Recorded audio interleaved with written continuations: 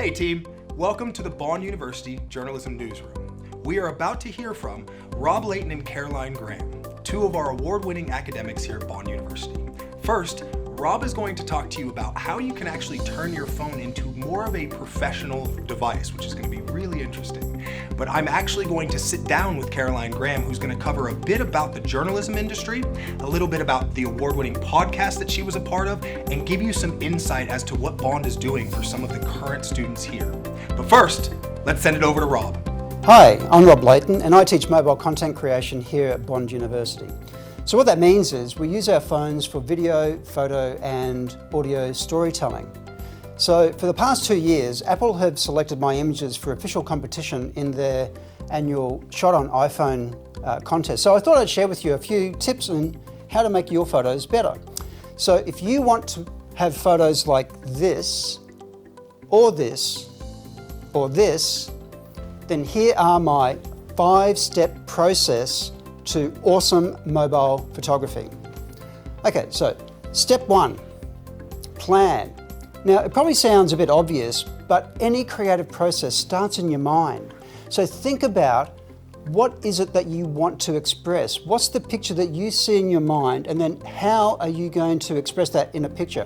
What is it that you want your photo to say? Or what is it that you want your audience to take away from that photo? So equally, I would really strongly advise you to learn your camera.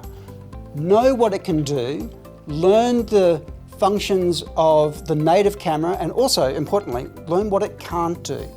And then when you're ready, move on to a dedicated app. And then we have step 2, which is framing. Do you want to use the wide camera? Do you want to use the tele camera?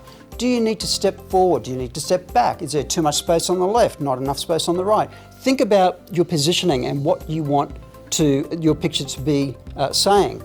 That will lead you into step 3, which is compose. And this is where you will actually create your image.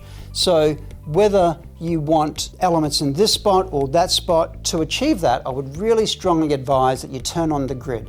All native cameras have a grid, and all third-party camera apps should have a grid, and what that will enable you to do is then use what we call the rule of thirds. And the idea behind that is that wherever those lines intersect, you can place something, or wherever you have those spatial divisions, you place something, and you can lead your viewer through your image. Then we have step 4, and that is expose. You should be thinking about photographing the light and how the light interacts with that thing. So think about the light, think about the exposure, and you can absolutely manipulate and control the exposure even with the native camera on your phone simply by tapping and holding.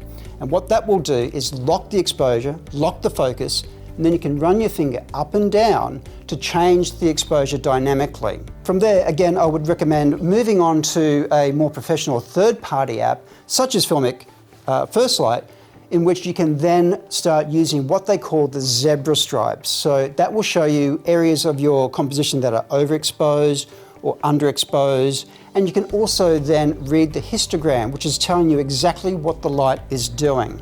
Now, the 5th part of the process is then editing, and this possibly is the second most important part of the process.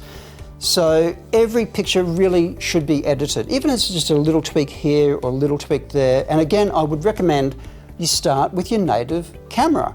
See what it can do. Understand what all those sliders mean. Understand that if you move the highlight slider to the left, it will reveal highlight details. If you move the shadow slider to the right, it will reveal shadow details. So a couple of years ago, 2 of our mobile journalism students came 2nd and 3rd at the largest mobile journalism event in the world, held in Europe. And this is the cream of the best mobile content creators on the planet. That could be you. Not only will we teach you the skills you need to advance to where you want to be here at Bond, but they will be actually meaningful skills.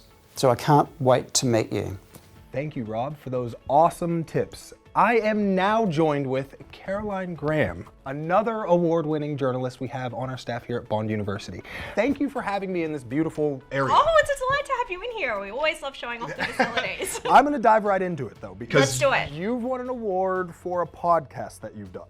That's right, yes. Absolutely. So Now, we might talk about that podcast a little bit, but I think what I want to kind of dive into is there's a number of people out there that want to know how to make a podcast, or, you know, what are things that go into making an award-winning standout podcast. Can you share some of that stuff? Absolutely. One of the first questions people always ask me is what kind of microphone, what kind of recorder, what gear do I need in order to make a podcast?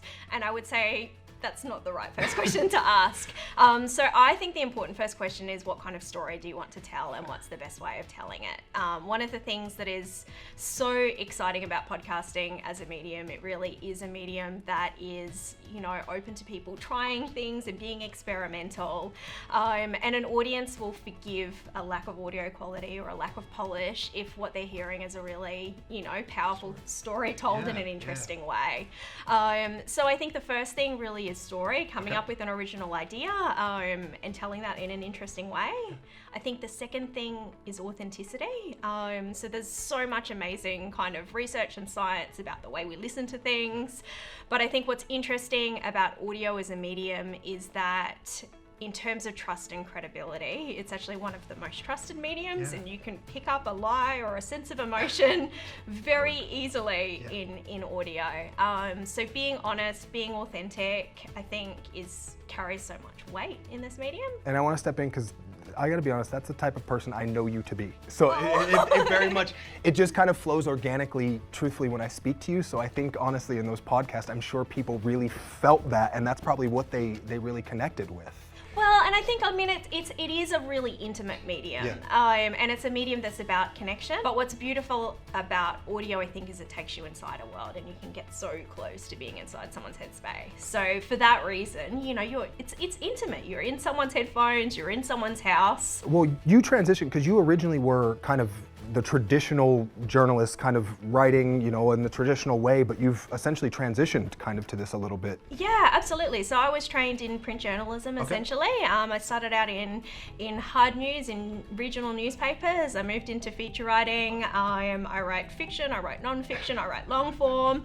But I think, I mean, the industry is changing, but all of those kind of core elements of finding good stories and telling good stories actually transition across beautifully. Of course. I want to ask you, what are some of maybe the misconceptions of when you go into a journalism degree and what maybe jobs you get or what you do, or could you talk to us a little bit about that? Yeah, absolutely. So probably, I mean, when I started out in industry 15 years ago now, I guess, it was very much you went into print, you went into radio, you went into television, and that was kind of those, your specializations.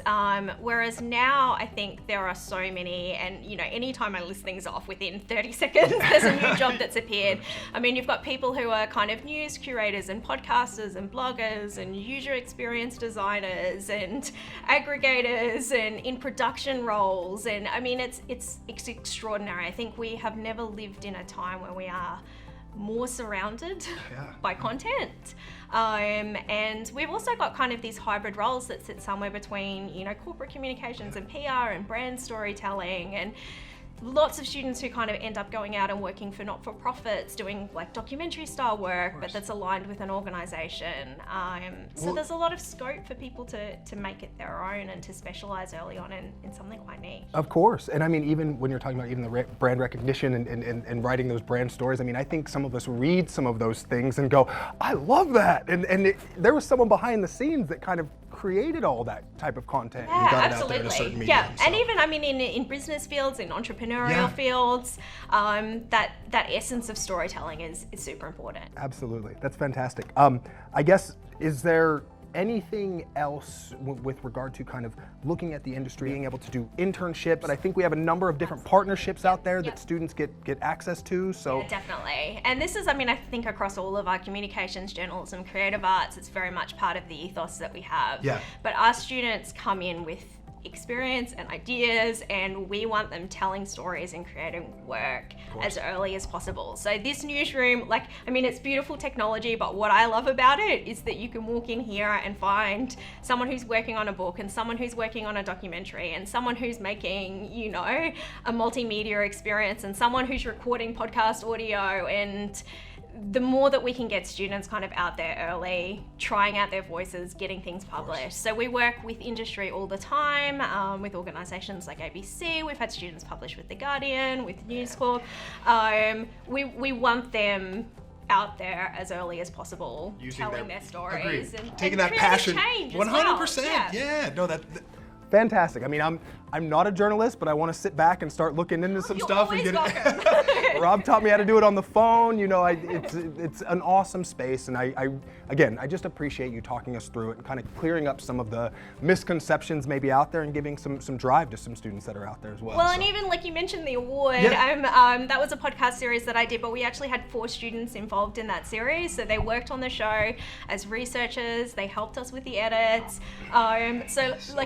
Obviously, you know, it's one thing as a personal and professional achievement, but to share that with 4 young people who are not graduated from university yet, I think is really special, and I think it added something to the project. Well, even the trajectory of their careers now, being able to work on something like that, you know, just knowing what that experience is like and being able to put something together for an award-winning piece, it's awesome. Those are fantastic experiences. Well, and for us too, for our colleagues in industry, Yep. and me, it's having their voices in there is powerful too. 100%. Well, Caroline, again, can't tell you how much I appreciate you talking with us, meeting with us today.